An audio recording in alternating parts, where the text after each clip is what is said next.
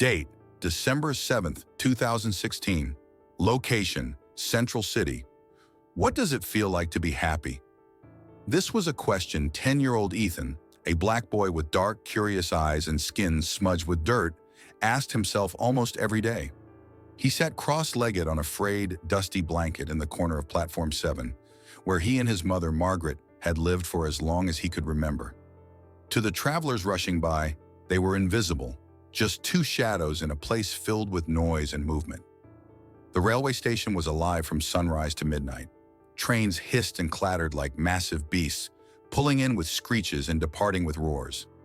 People hurried from one place to another, their shoes clicking on the concrete, their voices blending into an endless hum. For some, the station was merely a stop between destinations, but for Ethan and Margaret, it was everything. It was home. The corner where they lived was hidden under an old rusted staircase. Ethan and Margaret had pieced together their small shelter from whatever they could find. Torn cardboard, broken crates, and faded cloths thrown away by others. An old sheet acted as their door, flapping in the breeze from passing trains. Ethan had once drawn a tiny sun and a house on the sheet with charcoal, hoping to make it feel less broken, more like a home. Ethan's days were long. He spent most of them sitting by the edge of the platform with his begging bowl, watching life pass him by. His dirty clothes hung loosely off his skinny frame, and his bare feet were calloused from walking on concrete and gravel. "Spare some change, sir?" he would ask quietly, holding up the bowl when a stranger walked by. Most ignored him completely. Some would give him a passing glance filled with pity, and others would sneer or laugh under their breath. One afternoon, a teenage boy walked past him with his friends and stopped. He smirked, pointing at Ethan's torn clothes and tangled hair. "Look at him! How dirty can someone be?" the boy said, nudging his friend. "Don't get too close, man," another one laughed. "You might catch something." They walked off, their laughter echoing in Ethan's ears long after they disappeared. He didn't cry. He had long learned to swallow his tears, but his chest ached in that familiar way. He stared at his bowl, empty except for a few dirty coins. Ethan often wondered why the world was so unfair. He watched other children run around the station, their shoes clean, and their parents calling after them. He dreamed of a life where he could wear clothes that didn't smell of dirt and eat food that didn't make his stomach hurt after 2 bites. He imagined what it might feel like to have a soft bed, a quiet room, and a place where people called him by name without mockery. At night, when the station grew quieter and the last train had come and gone, Ethan would curl up beside his mother in their shelter. Margaret's arm would wrap around him tightly, holding him close as if to shield him from the world.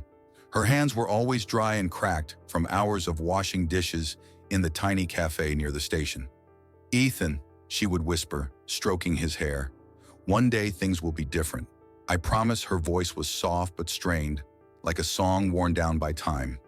Ethan never said it aloud, but he didn't believe her. Margaret worked harder than anyone Ethan knew. Every morning, before the sun rose, she would leave for the cafe, tying her fraying scarf around her hair. Her job was simple yet grueling. She scrubbed dishes all day long, her arms aching from the effort, for a few dollars that barely bought enough food to keep them alive. Still, she returned every evening with whatever she could afford: a piece of stale bread, some leftover rice, or, on lucky days, a warm bowl of soup. Those evenings felt like miracles to Ethan. Sitting with his mother in their small corner, sharing a meal no matter how little, gave him moments of peace. Margaret would smile, her tired eyes lighting up as she watched him eat. "Is it good?" she would ask. Ethan would always nod and say, "It's perfect, Mom." But when his mother fell asleep at night, Ethan would often stare out at the platform, imagining a life beyond it. He would look up at the stars visible through the gaps in the station's roof and wonder, if Dad were alive, would things be different? Margaret rarely spoke about his father. All Ethan knew was that he had died when Ethan was very young, leaving Margaret to raise him alone. Sometimes late at night, when she thought he was asleep, Margaret would whisper his father's name, John.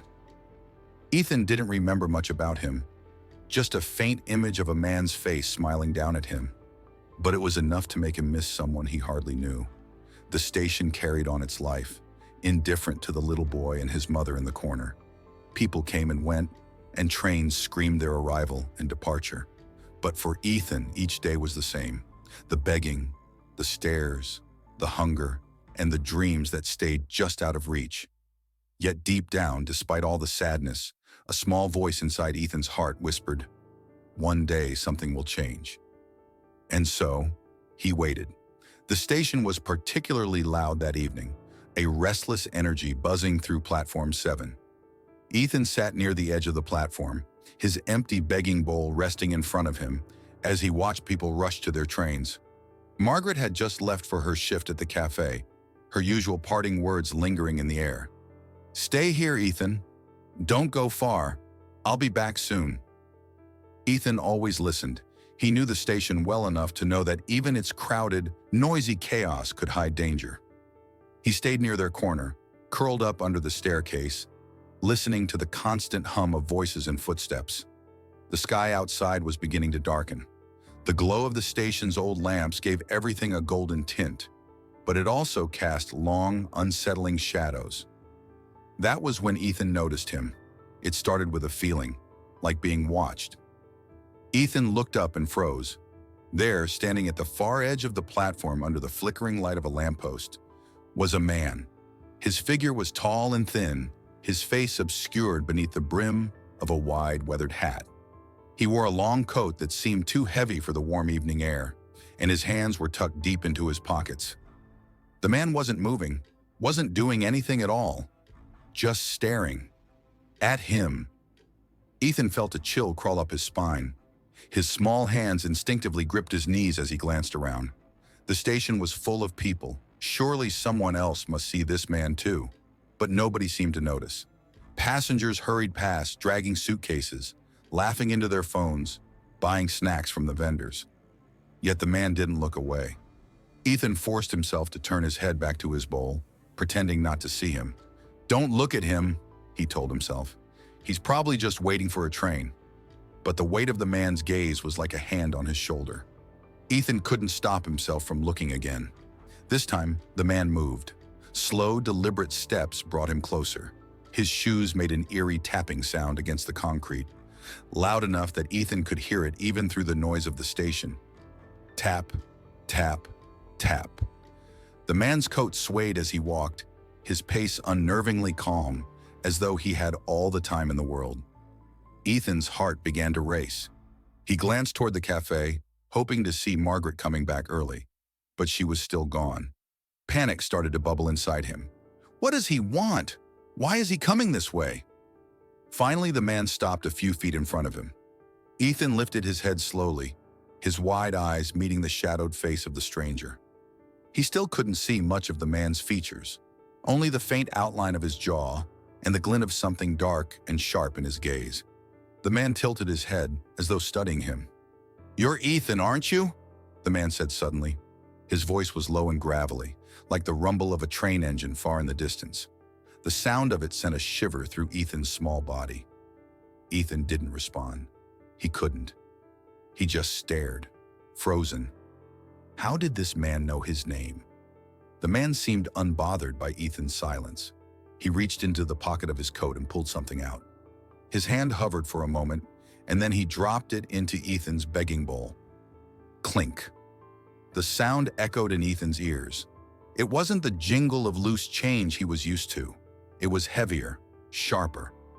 Ethan looked down and saw it, a small silver coin, its surface gleaming faintly under the lamplight. Ethan blinked at it, confused. It wasn't like any coin he had ever seen. It looked old, the edges worn but still shiny. There was no number on it, no clear symbol, just strange markings that didn't make sense to him. When Ethan looked up again, the man was already walking away. His long coat billowed slightly with each step, his hat still low over his face. Ethan watched him disappear into the crowd until he was gone, swallowed by the sea of people. But even after the man was out of sight, Ethan couldn't shake the feeling he had left behind, a cold, heavy knot sitting in his chest.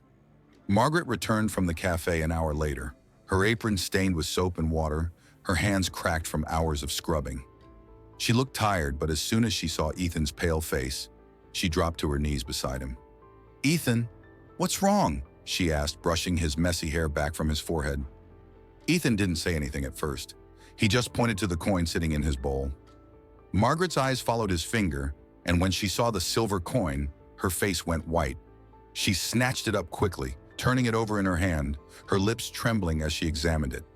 Wait, if you support racism, comment 55. If you stand against it, comment 77. If you faced racism, let us know and share your story with us at our email in the channel description. Don't forget to like and subscribe to our channel. Where did you get this? She demanded, her voice sharp and trembling. Ethan stared at her. A man gave it to me. Margaret's grip on the coin tightened, her knuckles going pale. She looked over her shoulder, scanning the platform as though expecting someone to appear. But there was no one, just the usual rush of travelers. What did he look like? Margaret asked, her voice low, urgent. I don't know, Ethan stammered. He had a hat and a coat. He knew my name. Margaret inhaled sharply. Her hands were shaking now, and she shoved the coin deep into her pocket, as though afraid it might burn her. She grabbed Ethan by his shoulders and looked into his eyes. Listen to me, Ethan, she said, her voice strained. If you see that man again, if he comes back, you must stay away from him. Do you understand? Don't talk to him. Don't take anything from him. Ethan swallowed hard and nodded. Margaret looked around the platform one last time before pulling Ethan into a tight hug. We're okay, she whispered, though Ethan could feel her hands trembling against his back. We're okay. But even as she said it, Ethan knew something had changed. Something dangerous had stepped into their lives, like a shadow that wouldn't go away. That night, as Ethan lay curled up in their corner, he stared at the station roof, unable to sleep. Margaret kept the silver coin clutched in her hand, her body turned toward the platform as if to guard their small shelter. For the first time, their corner of Platform 7 didn't feel safe anymore. Morning light seeped through the cracks of the station roof, scattering dim rays of warmth across Platform 7. Ethan woke up to the familiar sounds of screeching trains, the sharp clang of metal against metal, and the hum of voices that never stopped. He blinked his tired eyes, looking over at his mother, Margaret, who was already awake, sitting with her knees pulled to her chest. She stared into the distance, the shadows under her eyes deeper than usual, the weight of yesterday still etched across her face. The silver coin had disappeared into the pocket of her coat overnight, but its presence lingered, haunting the air around them. Ethan hadn't asked what it meant or why she was so afraid, but he could see it was something she wished she could forget. Margaret turned when she noticed him stirring and forced a smile. It didn't reach her eyes. Morning, sweetheart, she said softly. I have to leave for work soon. Stay here, okay? Ethan nodded, knowing there was no other choice. Margaret's routine was always the same. She worked long, hours scrubbing dishes at the station cafe, a tiny, grimy place tucked near the far end of the platform. Her pay was barely enough to buy a single meal for both of them, but it kept them going. Before leaving, she knelt in front of Ethan and squeezed his shoulder. Don't leave the corner today, she said, her voice firm. I'll be back by noon. Ethan watched as she walked away, her steps quick, her head slightly bowed. When she disappeared into the crowd, he sighed and hugged his knees to his chest. Just another day, he thought to himself. As the morning wore on, the station came alive with travelers. Ethan stayed near their corner, peering out at the people rushing by. Families, friends, lovers. Their laughter and chatter seemed to fill the air, taunting him. His begging bowl sat at his feet, but he didn't call out for help today. He didn't feel like it. His mind kept drifting back to the man from yesterday, the stranger who knew his name and gave him that strange coin. Who was he, and what did he want? The sound of a baby crying pulled Ethan from his thoughts. His eyes shifted toward the far end of the platform, where a family had just arrived. It wasn't like the others. This family stood out immediately. The Parkers were everything Ethan and Margaret were not. William Parker, the father, was a tall, broad-shouldered man dressed in a neatly pressed suit. His leather shoes shone under the sunlight, clicking sharply against the concrete as he paced back and forth while talking on his phone. He looked important, like someone who owned the world. Elizabeth Parker, his wife, was beautiful in a way Ethan had only seen in magazines left behind on the trains. She wore a flowing cream dress, and her blonde hair fell in perfect waves across her shoulders. She clutched a large, expensive-looking camera, snapping photographs of the station while ignoring everything else.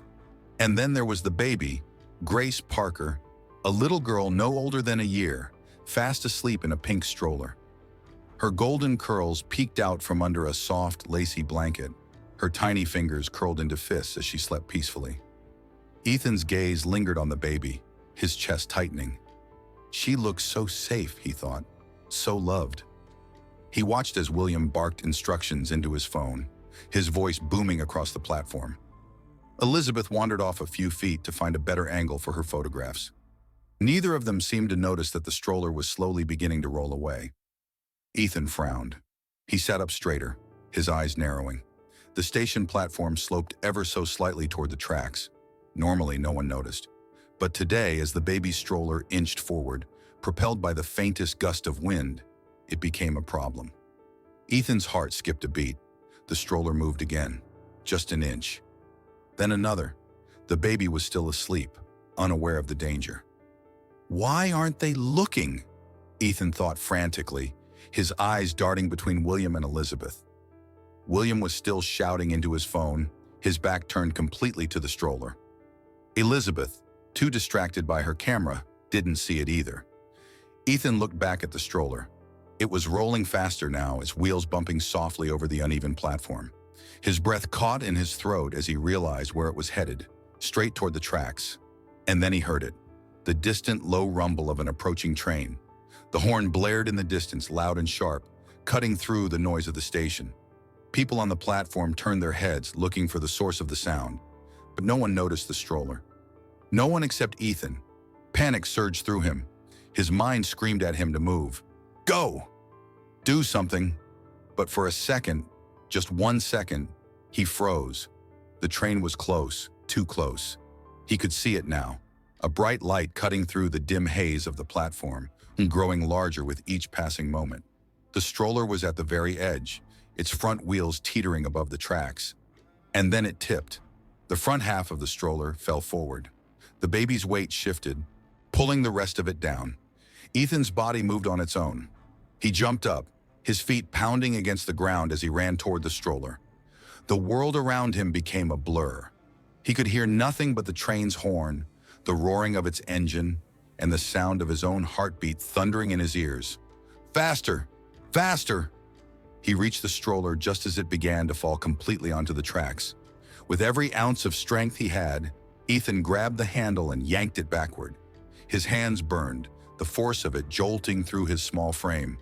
But he didn't let go. The stroller tipped back onto the platform, Grace still sleeping soundly inside. Ethan stumbled and fell backward just as the train thundered past, missing him by inches.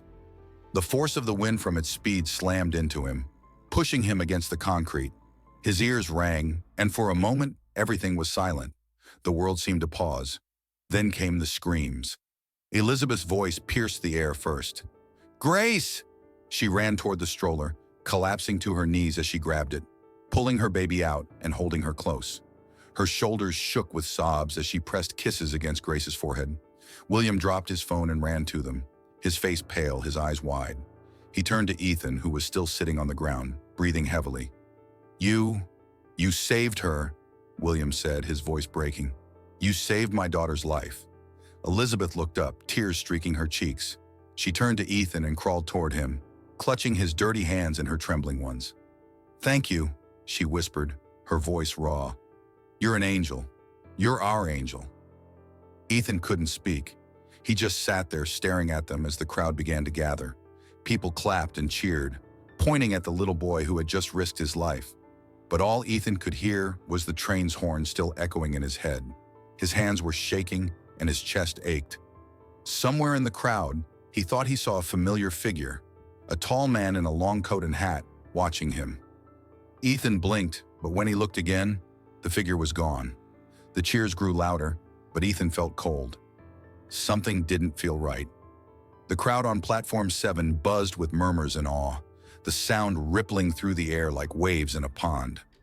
Ethan remained on the cold concrete, his thin chest heaving as he tried to steady his breathing. His hands still stung from the force of yanking the stroller back, and his legs felt shaky, barely able to support him. But none of that mattered to the people around him. He was now the center of attention. "Did you see that boy?" a man exclaimed, pointing at Ethan. "He saved that baby." "Just in time, too. He's a hero. That little boy is a hero," another woman shouted, clapping her hands together. The praise felt strange to Ethan. It washed over him like water, but it didn't soak in. People who had ignored him for months, maybe even years, were now looking at him with admiration. Some smiled, others tried to hand him coins or pats on the back. But Ethan's focus remained on the Parker family. Elizabeth Parker still clutched her baby, Grace, to her chest. Her tears hadn't stopped, but her sobs had softened now to quiet sniffles. She rocked the baby gently, as if to convince herself Grace was really safe. Her camera, once her biggest focus, lay forgotten on the platform, its lens cracked from the fall. William Parker stood frozen, his suit slightly wrinkled from kneeling earlier. His face was pale and slack, his sharp features now softened by the reality of how close they had come to losing everything. Slowly he approached Ethan, his polished leather shoes making muted thuds against the concrete. He knelt in front of Ethan and placed a firm but gentle hand on his shoulder. Ethan flinched slightly out of habit, but William only looked at him with glassy eyes. "You saved my daughter's life, son," William said, his voice low but clear. "I'll never forget this." Ethan didn't know how to respond. He could only look at William and nod slowly, unsure of what to say to a man who seemed so important and untouchable. Elizabeth joined her husband, baby Grace still wrapped in her arms. She knelt beside William and looked into Ethan's eyes.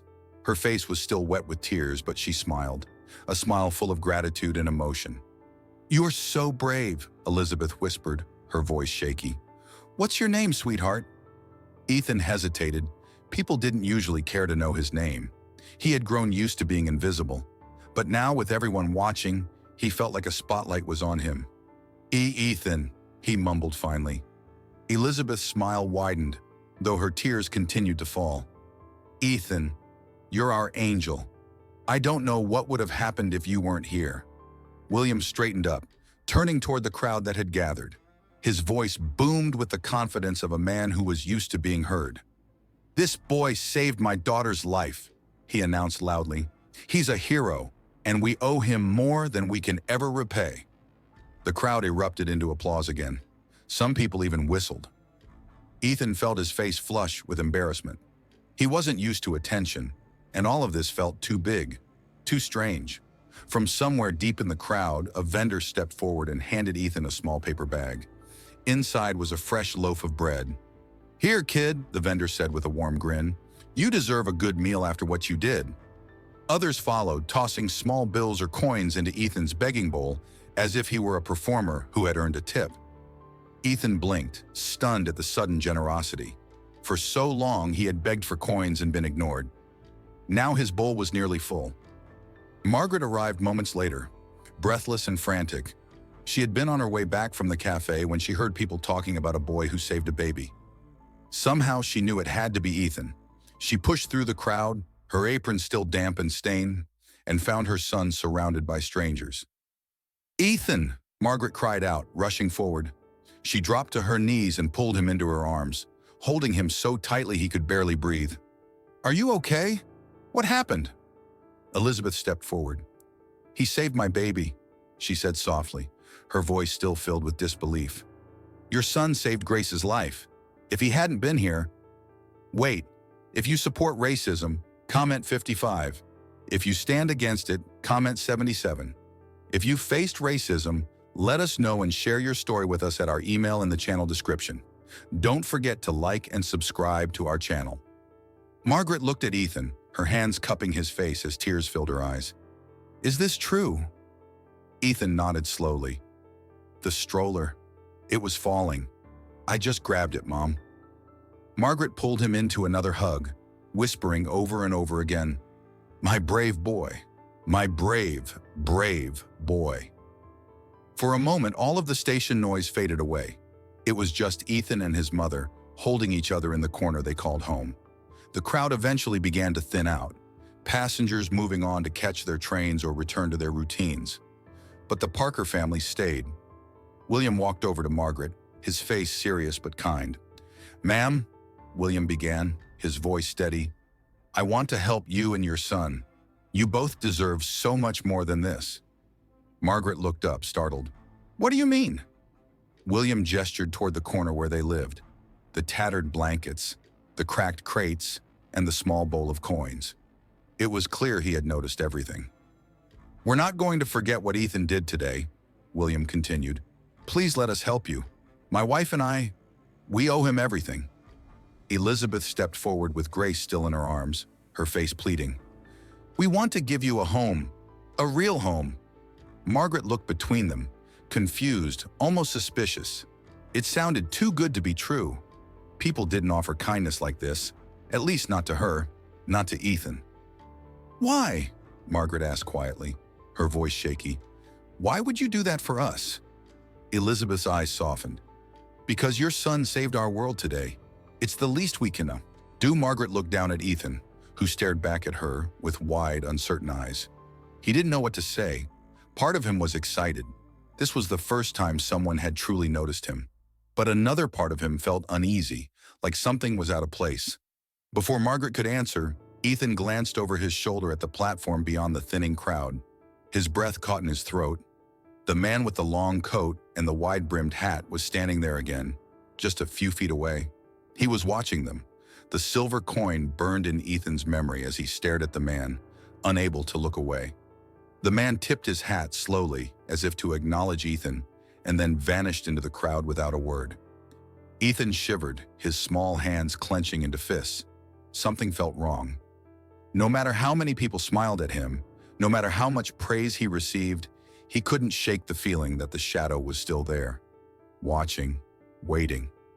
That evening, the station began to quiet as the last trains rolled out. The golden light of sunset streamed through the broken glass panels in the roof, casting long shadows that stretched across the floor like reaching fingers. Ethan sat in his corner beside his mother, Margaret, still clutching the small loaf of bread the vendor had given him earlier. It smelled fresh, warm even, and the scent alone felt like a gift. Margaret looked at Ethan as they shared their small meal, breaking the bread into pieces. She hadn't said much since the Parkers made their offer earlier that day, and Ethan could tell she was deep in thought. Her hands moved slowly as if they were weighed down by something heavier than exhaustion. Ethan finally broke the silence. "Mom?" Margaret glanced up, startled out of her thoughts. She forced a smile, though it didn't quite reach her tired eyes. "Yes, sweetheart." "Do you believe them?" Ethan asked quietly. "The Parkers. Do you think they really want to help us?" Margaret paused, her hand still holding a piece of the bread. She sighed deeply, her shoulders sinking as though she were carrying a great weight. "I don't know, Ethan," she admitted softly. "I want to believe them. I really do. But people like them. They don't usually notice people like us." "But they did today," Ethan said quickly. "And they said they're going to give us a home. A real one. You wouldn't have to work at the cafe anymore, Mom. And He stopped himself, hesitant to say the next part. Margaret leaned in closer. "And what, Ethan?" "I could go to school," he finished, his voice barely above a whisper. The idea hung in the air between them, fragile and delicate, like glass. School. Ethan had seen kids his age carrying backpacks, books tucked under their arms, walking with their parents on their way to class. Sometimes he would sit on the edge of the platform, imagining himself in their place, wearing a uniform, learning how to read properly, having friends. Margaret looked at her son, the hope in his eyes tugging at something deep inside her. She reached out and brushed his tangled hair back gently, her thumb lingering against his cheek. "You're right," she whispered. "You deserve more than this, Ethan." The words carried a weight Ethan didn't fully understand, but they made him feel warm inside. He smiled faintly and leaned his head against her shoulder, letting himself believe, if only for a moment, that things could change. The next morning, Ethan woke to the smell of coffee drifting in from the cafe across the platform. The station was already buzzing with life. Passengers hauling their luggage, vendors shouting their wares, the distant blaring of train horns. But today was different. Today, the Parkers were coming back. Margaret had tried to clean up as much as she could, washing her face in the station's grimy bathroom and tidying their small corner. She had even wiped the dust off Ethan's torn clothes, though they still looked worn and faded. "Remember to speak politely," Margaret said as she adjusted Ethan's collar. "And look them in the eyes when they talk to you." Ethan nodded. "Okay, Mom." They didn't have to wait long. Soon, William and Elizabeth Parker appeared on Platform 7, looking just as immaculate as they had the day before. William's sharp suit caught the morning light, and Elizabeth walked beside him with baby Grace nestled against her chest. The stroller was nowhere to be seen, perhaps a memory too painful to carry. Elizabeth's face lit up when she saw Ethan. She waved warmly as they approached. "Good morning, Ethan." "Margaret," she called out cheerfully. Margaret stood, trying to smooth out the wrinkles in her skirt, and gave a polite nod. "Good morning, ma'am, sir." William smiled as he stepped forward. He extended his hand toward Margaret, his grip firm yet kind when she took it. "We meant what we said yesterday," William began. "We want to change your lives. We owe you that much after what Ethan did." Margaret glanced at Ethan, who was watching the Parkers with wide eyes. She took a breath and asked carefully, "What exactly are you offering us?" William exchanged a glance with Elizabeth before answering. "We've arranged for a small apartment not far from here," he explained. "It's clean, safe, and fully furnished. You'll have a real roof over your heads." Elizabeth nodded eagerly. "And Ethan will start school next week. We've already spoken to a principal at a nearby elementary school. They're ready to enroll him." Ethan's heart leapt at the words. "School!" he blurted out before he could stop himself. Elizabeth smiled warmly. "Yes, sweetheart. You're going to school. You'll have books, teachers, and friends." Margaret's face softened as she looked down at her son. She could see the spark of hope in his eyes brighter than she had seen in years. For the first time, the impossible didn't feel so out of reach. But then, in the middle of it all, a voice echoed inside Margaret's mind. "This isn't over, Margaret." Her smile faltered as a chill ran down her spine. She glanced over William's shoulder toward the far end of the platform. Her breath caught in her throat. The man with the long coat and hat was there again. He stood by the edge of the tracks, his shadow stretching long across the ground. He didn't move. He just watched. Margaret's stomach twisted into knots. The silver coin in her pocket seemed to grow heavier, as if it were pulling her down. William's voice pulled her back to the moment. "Margaret, are you okay?" She forced a smile and nodded quickly. "Yes, I'm fine." But she wasn't fine. Deep down, she knew something wasn't right. The Parkers' offer was a miracle, a chance for her son to escape this life of hunger and shame. But miracles didn't come without a cost. Later that day, after the Parkers left to finalize the details of the move, Margaret sat with Ethan in their corner. The excitement on his face was unmistakable. "We're going to have a home, Mom. A real one," he exclaimed. Margaret smiled faintly, though the knot in her stomach refused to loosen. "Yes, sweetheart," she murmured. "A real home." Ethan didn't notice the way her voice trembled, or the way she kept glancing over her shoulder toward the shadows. That night, as they lay huddled together under their blankets, Margaret reached into her coat pocket and pulled out the silver coin. It was cold in her hand, its strange markings catching the faint glow of the station lights. "What do you want from us?" she whispered to the darkness, though no answer came. Margaret didn't sleep that night. She sat awake, listening to the sound of Ethan's quiet breathing and the distant rattle of trains passing through the station. And somewhere, hidden in the darkness beyond the platform, she knew the shadow was watching, waiting. The morning sunlight spilled over the railway station, casting golden streaks across the stained concrete floor of Platform 7. Ethan's small feet tapped nervously on the ground as he sat in his corner, staring at the worn-out bag his mother had packed the night before. It wasn't much, just a few shirts, the faded blanket they slept under, and a wooden box containing the only photograph of his father, John, a man Ethan barely remembered. Margaret had spent hours the previous night folding each item with care, as if she were preparing to bury the past. Today was the day they would leave the station behind. Today, their lives would change. Ethan glanced at his mother, who sat beside him, her thin hands clutched together as if holding on to invisible strings of hope. She had tried to clean up for the occasion, washing her face in the station's grimy sink and smoothing out her fraying skirt. Her hair, streaked with a few strands of gray, was tied neatly back with her old faded scarf. But Ethan could see something else in her face, something more than exhaustion. It was fear, buried beneath the forced smile she wore for him. "Are you nervous, Mom?" Ethan asked, his voice small. Margaret turned to him, her eyes softening as she reached out to brush his tangled hair from his face. "A little, sweetheart, but we'll be okay. This is a good thing." Ethan nodded slowly, trying to convince himself as much as he was her. Deep down, he was excited. For the first time in his life, he dared to believe that something better was waiting for them outside the station's rusted gates. A real home, a room of his own, and school, an actual school, with books and friends. It all felt so big, so wonderful, that it made his chest ache. A loud honk startled him, snapping him out of his thoughts.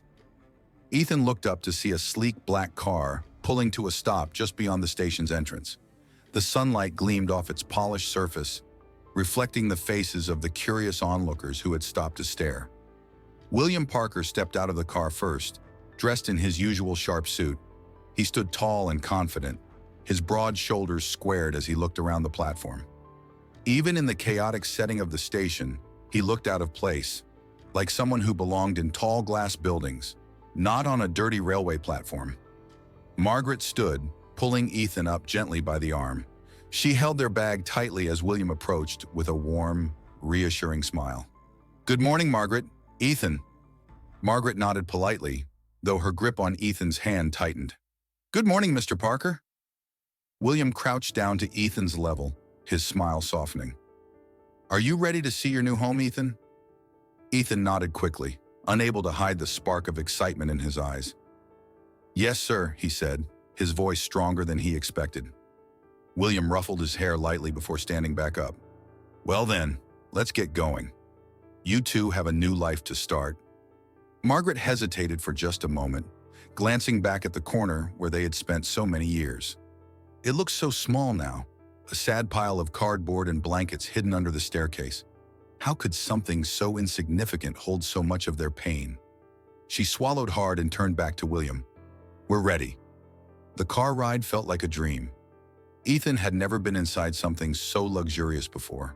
The seats were smooth and soft, like sitting on a cloud, and the air smelled clean and fresh, like flowers. Ethan pressed his face against the window, his breath fogging up the glass as he watched the world outside whiz by. Everything looked so different outside the station. Buildings towered high above the streets, their windows shimmering in the sunlight. People walked briskly on sidewalks, dressed in clothes that looked bright and new, carrying bags filled with things Ethan couldn't even name.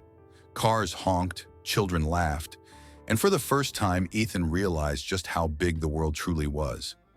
Margaret sat beside him, her hands folded in her lap. She kept her gaze fixed on the road ahead, her face expressionless. But Ethan noticed how her fingers trembled ever so slightly. After what felt like hours, the car turned into a quiet neighborhood. Ethan's mouth fell open as he looked out the window. The streets were lined with tall trees whose leaves rustled softly in the breeze. Birds perched on branches, singing faint, cheerful songs that drifted through the open car window. The houses here were unlike anything Ethan had ever seen up close.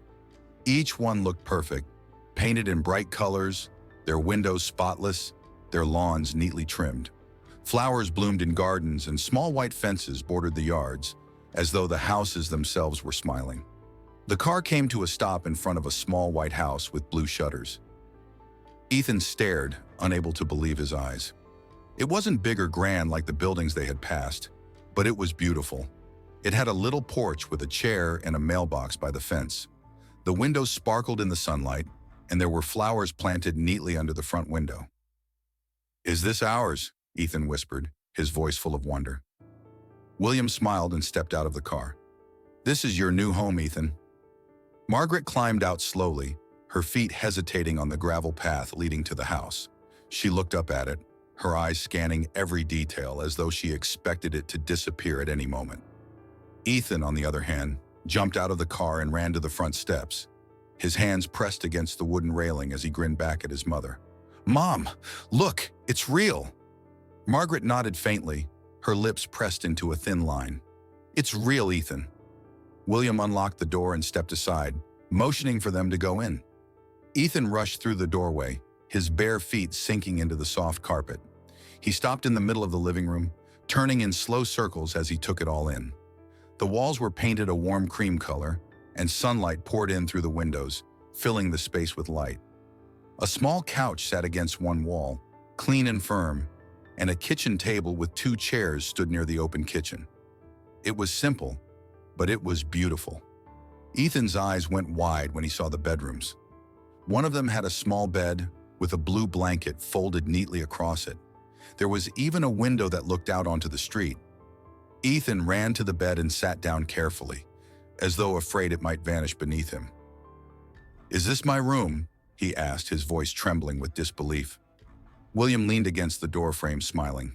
"Yes, Ethan, this is all yours now."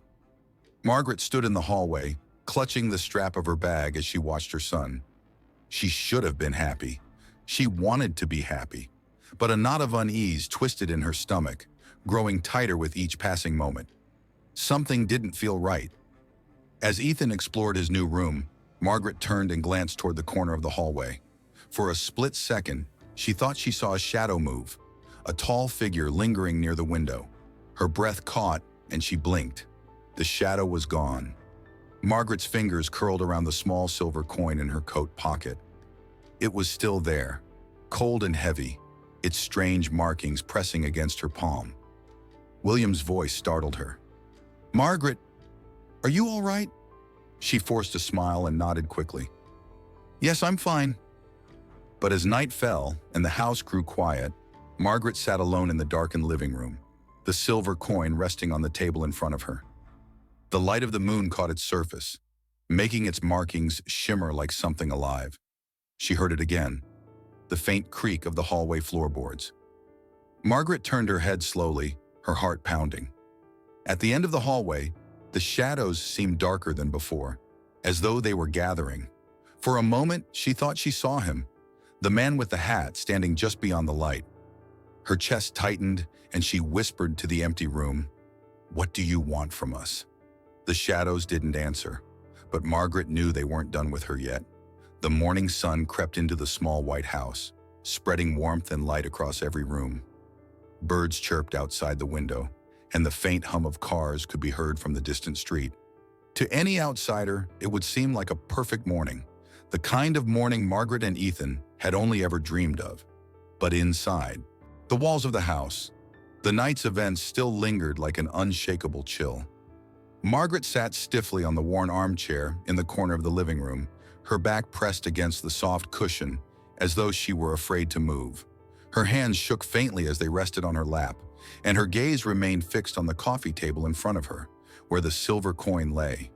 Its surface gleamed faintly in the morning light, the strange markings catching every beam. Margaret hated the coin. She didn't know where it came from or why the man had given it to Ethan, but she couldn't deny the heaviness it carried, the sense that it wasn't just an object but something more, something dangerous. Her eyes darted to the hallway where Ethan's door remained closed.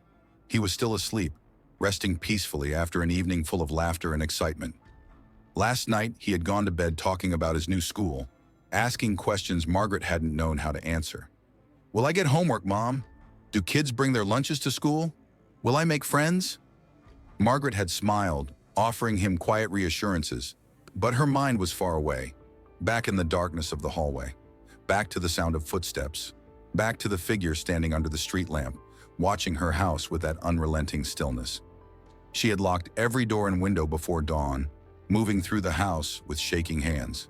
She had closed the curtains, double-checked the locks, and sat in the armchair, waiting for the sun to rise as though it would drive away the things she couldn't explain. But even with the daylight, the house felt no safer. Wait, if you support racism, comment 55. If you stand against it, comment 77. If you've faced racism, let us know and share your story with us at our email in the channel description. Don't forget to like and subscribe to our channel. The sound of Ethan's door creaking open startled her. Margaret sat up straighter, blinking as her son wandered into the living room. His hair stuck up in every direction, and he rubbed his eyes sleepily as he yawned. "Morning, Mom," he mumbled, his voice muffled by his hand as he stretched. Margaret forced herself to smile, though it felt fragile. "Morning, sweetheart. Did you sleep well?" Ethan nodded, already padding over to the table to look at the coin. He tilted his head, his small fingers reaching out to touch it. "Why do you keep looking at this, Mom?" Ethan asked. Margaret snatched the coin before his fingers could reach it, her movement quick and sharp. Ethan's eyes widened in surprise. Margaret realized how sudden she'd been and tried to cover her unease with a softer tone. "It's nothing," she said, slipping the coin into the pocket of her skirt. "You don't need to worry about it." Ethan frowned, his curiosity piqued. "But why do you keep it? Why not throw it away?" Margaret opened her mouth, then closed it. She didn't have an answer. How could she explain that, despite her hatred for the coin? Some instinct inside her wouldn't let her get rid of it. It was as though the coin wanted to stay, like it had anchored itself to them. Margaret stood abruptly. "Go wash your face and get ready for school. We don't want to be late." Ethan's frown deepened, but he didn't argue. He shuffled off toward the bathroom, still yawning. Margaret waited until he was gone before reaching into her pocket and pulling the coin out again. It felt heavier than before.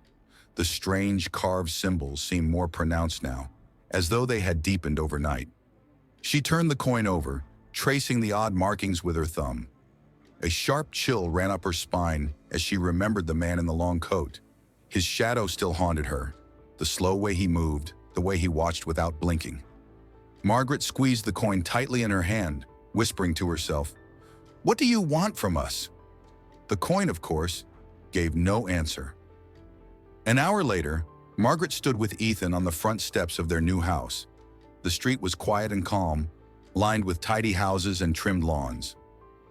Margaret glanced around nervously, her eyes lingering on the street lamps and dark corners of yards, as though expecting to see the man again. But there was no sign of him. Ethan was practically bouncing on his feet, his small backpack slung over his shoulders. It wasn't new. It had been one of the items the Parkers brought over. But to Ethan, it might as well have been gold. He couldn't stop smiling, his excitement bubbling over like a soda can shaken too hard. "Mom, look," he said, pointing toward a group of kids walking down the sidewalk together. "They're going to school too." Margaret forced a smile and smoothed down his hair. "Be polite to your teachers, and don't forget to listen to everything they say, okay?" Ethan nodded eagerly. "I will, Mom. I promise." Margaret knelt in front of him, cupping his face in her hands. Her voice softened, trembling ever so slightly. "And remember, if anything feels wrong, you come straight home. Do you hear me?" Ethan's smile faltered. "Wrong? What do you mean?" Margaret hesitated. How could she explain it to him? That she felt something creeping just beyond the edges of their new life. That shadows didn't always stay where they belonged. "Just promise me, Ethan," she said finally. "Promise me you'll come home." Ethan tilted his head but nodded. "I promise, Mom." Margaret pulled him into a hug, holding him close for longer than she probably should have. As he turned to follow the other children toward the bus stop, Margaret watched him go, her heart twisting in her chest. She stayed on the porch long after Ethan had disappeared from view. The street remained quiet, the houses peaceful, but Margaret couldn't shake the feeling of being watched. Her eyes drifted toward the far end of the street, where the lamplight had illuminated the figure the night before. It was empty now, but her heart told her he wasn't gone. Not really. The rest of the day passed in a haze. Margaret tried to keep busy, cleaning the already spotless house, organizing the kitchen, and scrubbing the counters until her fingers were raw. Anything to keep her mind occupied. But no matter how hard she worked, she couldn't shake the tension that hung over her. Every sound, the creak of the floorboards, the hum of the refrigerator, the rustle of the trees outside, made her flinch. She kept glancing at the curtains, half expecting to see the man again, standing perfectly still in the yard. At one point, she walked into Ethan's room to put away his clothes and froze. The window. It was open just a crack. The curtains fluttered softly in the breeze, though Margaret was sure she had closed it the night before. Her hands trembled as she stepped toward it, her eyes darting to the yard outside. It was empty, but the grass near the window seemed flattened, as though someone had stood there watching. Margaret slammed the window shut and locked it. She drew the curtains tightly and pressed her back against the wall, her breathing ragged. "This isn't real," she whispered. "It can't be real." She slid down to the floor, pulling the silver coin from her pocket and holding it tightly in her fist. It felt colder than ever. That was when she heard it. A faint knock at the front door. Margaret froze, her eyes wide. She didn't move. She didn't breathe. The knock came again. 3 slow, deliberate taps.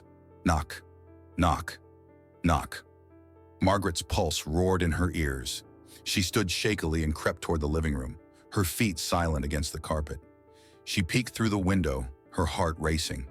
There was no one there, but as she turned her head, her gaze fell on the far end of the yard. The man was there. He stood just beyond the shadows of the trees, his wide-brimmed hat hiding his face. He didn't move. He didn't speak. He just watched. Margaret stumbled backward, her hand flying to her mouth to stifle a scream. The small house sat quiet and still, bathed in the golden glow of the sinking sun. Its white walls and blue shutters, which had seemed so inviting just days before, now felt fragile, like a thin shell holding back something darker. Margaret walked quickly, her hand tightly gripping Ethan's, as they hurried down the empty street. Her heart raced with every step, and though she said nothing, Ethan could feel something was wrong. "Mom," Ethan said softly, glancing up at her. "Why are you holding my hand so tight?" Margaret forced a smile, but it didn't reach her eyes. "I just missed you, sweetheart. That's all." Ethan frowned but didn't press further. Instead, he began talking about his day, his voice full of the excitement only a child could carry. "I made 2 friends today, Michael and Brian. They sat with me at lunch and we played soccer during recess. I was goalie. I wasn't very good at it, though." Margaret nodded absently, barely hearing him. Her eyes darted toward the shadows of trees and corners of houses as they walked. She scanned every driveway, every patch of grass, searching for any sign of the man. When they reached their house, Margaret felt her heart twist as she spotted something on the porch. A small folded piece of paper resting against the door. The sight of it made her legs freeze mid-step. "Mom?" Ethan asked, noticing her hesitation. Margaret blinked and pulled him gently toward her. "Stay close to me, okay?" They climbed the steps together, and Margaret knelt to pick up the paper. Her fingers trembled as she unfolded it, the soft rustle of the paper far too loud in the still air. Ethan watched her curiously, his small brow furrowing. "What is it?" he asked. Margaret didn't answer right away. Her hands gripped the paper tightly as she stared at what was written on it. "You can't keep him." "He's mine." The letters were jagged and uneven, scrawled across the page in dark ink, as if someone had written it with an unsteady hand. Margaret's breath caught in her throat. She glanced back over her shoulder, her heart pounding as her gaze swept the empty street. "Who's mine?" Ethan's voice startled her, and she quickly folded the note back up, slipping it into her coat pocket alongside the coin. "No one's, sweetheart," she lied, her voice shaking. "It's just garbage. Someone left it here by mistake." Ethan tilted his head, unconvinced, but Margaret ushered him inside quickly, locking the door behind them with trembling hands. She turned the deadbolt, tested it twice, then moved to the windows, double-checking that they were closed and locked. "Mom," Ethan asked, standing in the middle of the living room, "why are you locking everything?" Margaret turned to him, her face pale. "It's just for safety. This is a new place, Ethan. I don't want to take any chances." Ethan frowned again but didn't argue. He set his backpack on the couch and pulled out the small notebook his teacher had given him. "I have homework," he said, his tone less enthusiastic now. "Just spelling words." Margaret smiled faintly, her hands still shaking. "Go on then. You do your homework while I make dinner." Ethan wandered off to the kitchen table, opening his notebook and flipping through the pages.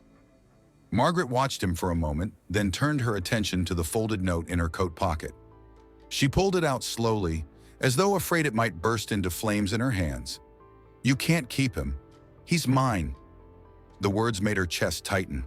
She didn't know who had written them, but she knew who the message was for. The man. The same man who had given Ethan the coin. the same man who had followed them from the station to this house, refusing to disappear. Margaret's hands shook as she refolded the note and shoved it deep into her pocket, next to the coin. She couldn't show Ethan.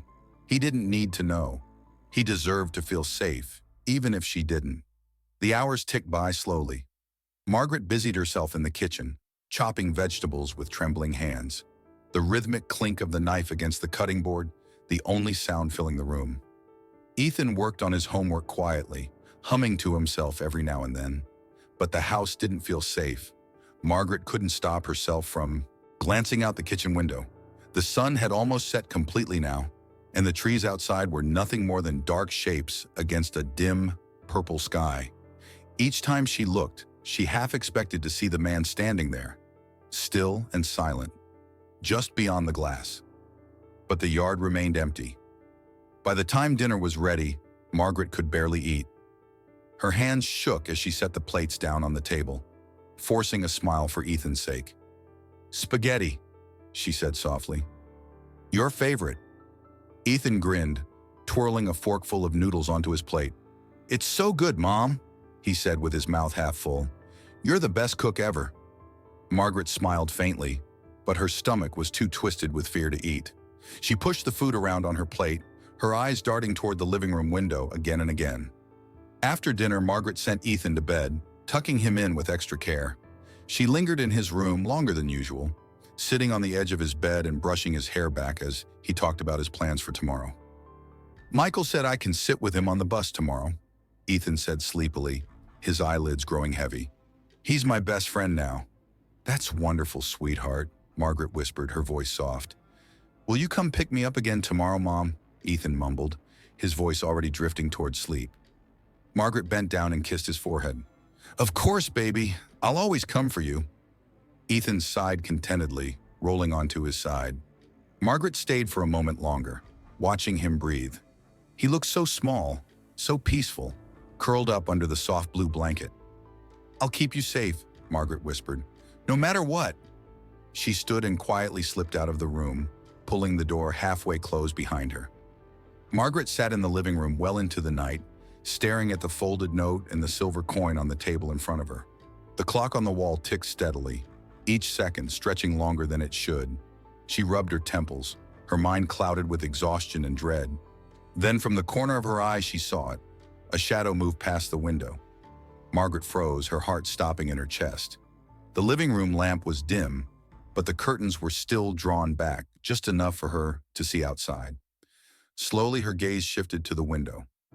The man was there, standing just beyond the glass. His wide-brimmed hat cast a deep shadow over his face, but Margaret could see the faint glint of his eyes in the darkness. He stood perfectly still, his hands tucked into the pockets of his long coat. He didn't knock. He didn't move. He just watched. Margaret shot to her feet, her breath coming in shallow gasps. She stumbled backward, nearly knocking over the lamp. "Leave us alone!" she cried, her voice trembling with desperation. The man didn't respond. He didn't flinch. Margaret grabbed the curtains and yanked them closed, blocking him from view. But even with the window hidden, she could feel him, feel his presence just outside waiting. She sank to the floor, clutching the silver coin in her shaking hands. Tears streamed down her face as she whispered over and over again, "What do you want? What do you want from us?" From outside, the faint sound of knocking echoed through the quiet house. Knock, knock, knock. Margaret's scream echoed through the small house, tearing through the silence like shattered glass. She stumbled back, her hand gripping the edge of the doorframe as her legs threatened to give way beneath her. The figure on the basement stairs, the thing that looked like Ethan but wasn't, stood perfectly still, its shadowy eyes locked onto her. It didn't move. It didn't blink. Her mind screamed at her to run, but she couldn't look away. The faint glow of the hallway light illuminated just enough of its face to make it unmistakable. The small nose, the messy curls, the thin, frail shoulders. It looked like her son. And yet, it wasn't. The voice came again, soft and hollow, curling through the air like a cold breeze. "Come down here, Mom. I need you." Margaret's breath hitched, a sob rising in her throat. She couldn't move. Every muscle in her body seemed frozen in place, as though an unseen force was holding her there, rooting her to the spot. Her mind raced with panic, her thoughts colliding into one another. What is this? What is happening? Where is my son? She tried to speak, but her voice came out as a cracked whisper. Where? Where is Ethan? The figure tilted its head slowly, unnaturally, like a puppet on broken strings. The darkness seemed to cling to it, swallowing the light as it moved. Then in that same voice, Ethan's voice but warped and wrong, it said, I'm right here, Mom. A tear slipped down Margaret's cheek. Her hand shot to her mouth to stifle the sob that threatened to break free. You're not him, she whispered, her voice trembling. The figure stepped up onto the first step of the staircase, its bare feet making no sound. It was close enough now that Margaret could see it fully. It looked almost perfect, an eerie reflection of Ethan, down to the creases in his pajamas and the little scar on his chin where he had fallen as a baby. But its skin was too pale, like paper. Its lips didn't quite move when it spoke, and its eyes, those dark, empty eyes, were wrong. Come down here, it repeated, its voice like dry leaves rustling against stone. Come down here, Mom. Margaret turned and ran. She bolted down the hallway, her feet barely touching the carpet as she raced toward the living room. Her chest heaved, her heart pounding like a hammer against her ribs. She didn't dare look back, but she could hear it, the faint, steady sound of footsteps following her. They weren't loud. They weren't hurried. They didn't need to be. Margaret reached the living room and slammed the basement door shut behind her, twisting the lock with shaking hands. She pressed her back against the door, gasping for breath, and slid to the floor. Her entire body was shaking, and tears streamed down her face as she whispered frantically to herself, This isn't real. This isn't real. This isn't real. But she knew it was. The sound of soft knocks came from the other side of the door. 3, slow and deliberate, like before. Knock, knock, knock. Margaret clapped her hands over her ears, sobbing. Stop it! Please stop it! The knocks stopped. The silence that followed was worse. It hung in the air, thick and suffocating, as though the house itself was holding its breath. Margaret sat there for what felt like an eternity, her back pressed against the door, her body trembling with fear. And then faintly she heard it, a voice. It was coming from Ethan's room. Mom?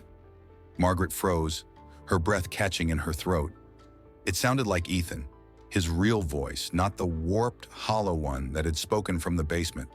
She pushed herself up slowly, her knees weak, her mind a whirlwind of terror and hope.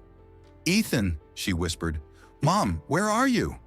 His voice sounded muffled, distant, but real. It was coming from upstairs now, not the basement. Margaret's heart twisted in her chest. She forced herself to move, her legs shaking with every step as she crept back down the hallway. The house felt heavier now, the shadows longer and darker. Every corner seemed to hold something watching her, though when she turned her head, there was nothing there. When she reached Ethan's room, the door was slightly ajar, the faint glow of the street lamp outside casting a dim sliver of light onto the floor.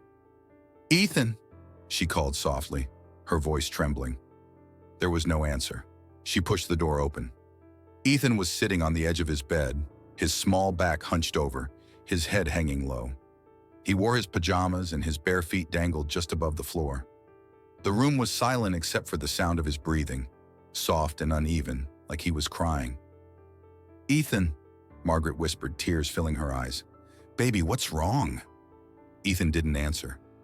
Margaret stepped closer, her heart aching as she knelt beside him. She reached out to touch his shoulder, her voice soft and soothing. It's okay, sweetheart. I'm here now. Everything's going to be okay. Ethan lifted his head slowly, and Margaret's blood turned to ice. His face was pale, too pale. Dark shadows circled his eyes, and his lips were pulled into a faint, unnatural smile. His eyes were the same as the figures. Wide and empty, pools of darkness that seemed to stretch forever. Ethan, Margaret choked out, stumbling back. The boy tilted his head, the smile never leaving his face. You can't keep him, he said softly in that same hollow voice. He's mine, Margaret screamed, falling backward onto the floor.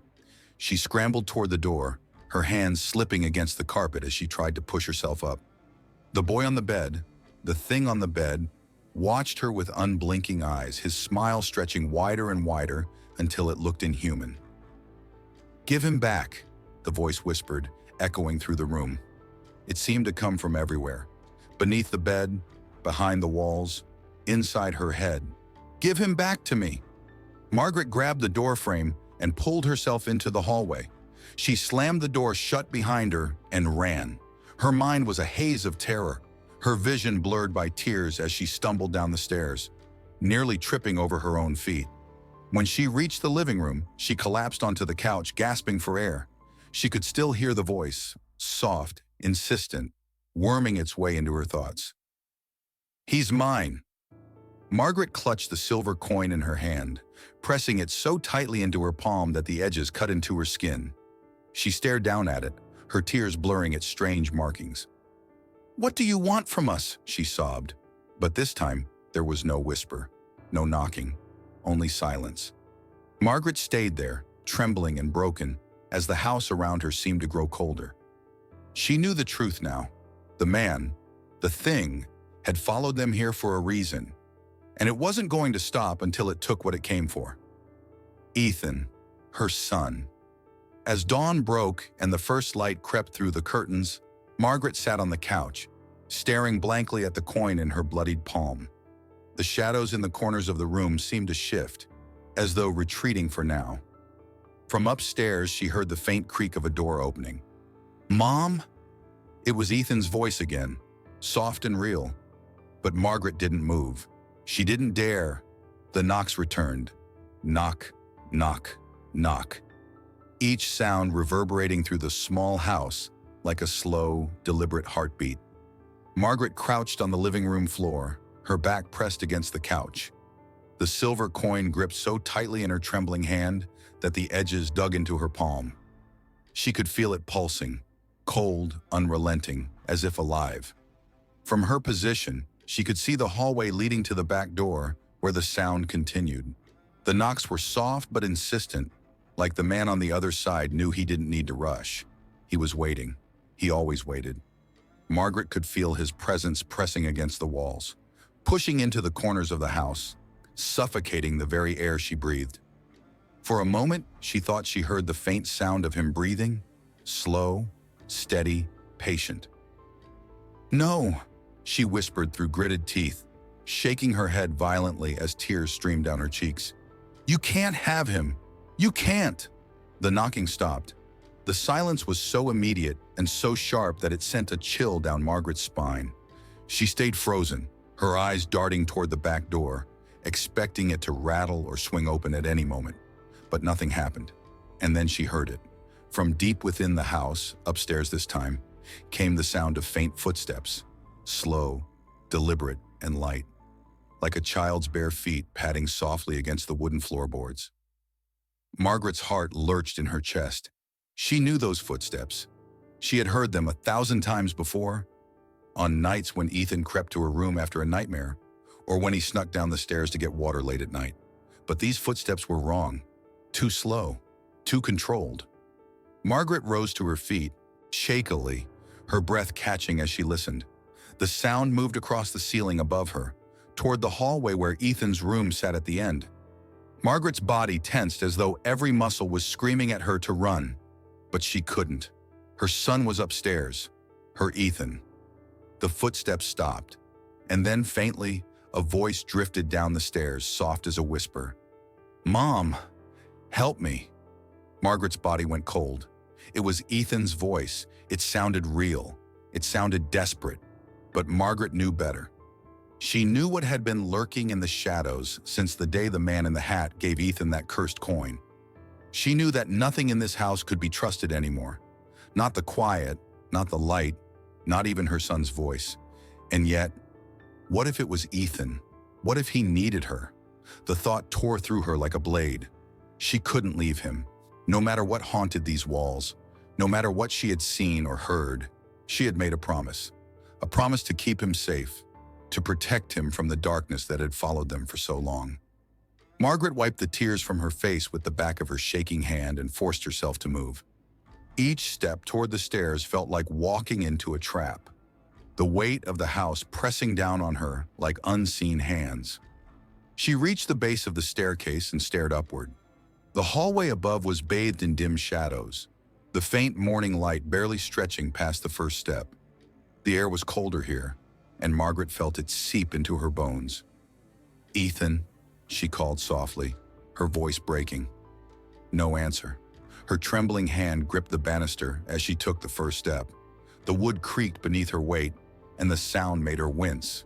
She paused, listening for any sign of movement, but the house was silent again, too silent. She climbed the stairs slowly, each step an eternity. The hallway stretched out before her when she reached the top, its edges swallowed by shadows that seemed darker than they should have been. Ethan's door at the far end of the hall was closed. The faint glow of light slipped through the crack at the bottom. Margaret took a deep breath and began to walk. "Ethan!" she called again, her voice a whisper. The door to his room creaked open slowly. Margaret froze mid-step, her heart thundering in her chest. She hadn't touched it. She hadn't even reached it yet. But it swung inward on its own, the sound dragging on far too long, like nails scraping across wood. From inside the room, she heard it again. "Mom?" Margaret's breath caught in her throat. The voice was soft, barely audible, but she couldn't shake the wrongness in it. Something about it sounded hollow, like an echo rather than a voice. She stepped closer, the floorboards groaning beneath her. She reached the threshold of the door and peered inside. Ethan's room looked just as it had the night before. The small bed, the blue blanket, the wooden desk. But the window was wide open now, the curtains fluttering faintly in the cold breeze that swept into the room. And there, standing beside the bed, was Ethan. His back was to her, his small frame still and unmoving. His pajamas rippled slightly in the breeze. "Ethan?" Margaret whispered, her voice breaking. "Sweetheart, what are you doing? Come here." Ethan didn't move. Margaret stepped into the room, her hands shaking as she reached out to touch his shoulder. But just as her fingers brushed against the fabric of his shirt, he turned. His face was pale, too pale. His eyes, dark and hollow, stared straight through her as his lips curled into a smile that stretched too wide, showing far too many teeth. "He's mine now," Margaret screamed, stumbling backward and falling hard against the floor. Ethan, the thing pretending to be Ethan, watched her, his expression unchanging, his smile frozen in place. The room felt like it was closing in on her, the walls squeezing tighter as though they were alive. Margaret scrambled back, tears streaming down her face as she clutched the silver coin in her palm. She could feel its coldness pulsing like a heartbeat, its weight heavier than before. "Give him back!" she screamed, her voice cracking. "Give me my son back!" The figure tilted its head slowly, its dark eyes never leaving her. It opened its mouth to speak, but the voice that came out wasn't Ethan's. It was deeper, older, and it echoed through the room like a rumble of thunder. "A price must be paid." Margaret's sobs racked her body as she clutched the coin tighter, the edges cutting into her skin. "Take me instead," she cried. "Take me, not him." The figure stared at her for a long, unbearable moment. Then slowly, it stepped backward toward the open window. The shadows of the room seemed to gather around it, swallowing its form as it began to vanish. Just before it disappeared entirely, it whispered one final time, "The debt is already paid." The window slammed shut, and the room fell silent. Margaret's cries filled the air as she crawled toward the bed, her hands trembling as she reached for the blue blanket. It was empty. Ethan was gone. Her screams echoed through the house, but there was no one to hear them. Days passed. The house sat empty now, silent and still, as though nothing had ever lived there. The neighbors whispered about the family who had vanished without a trace, the mother who lost her mind, and the boy no one ever found. Some said the house was cursed, others avoided it altogether. But on quiet nights, if you stood outside the house and listened closely, you could hear it. 3 soft knocks against the door. Knock, knock, knock. And from somewhere deep within the house, a voice would whisper, "He's mine." Sure to like this video, subscribe for more real stories, and share your thoughts in the comments. Your support helps keep the fight for justice alive.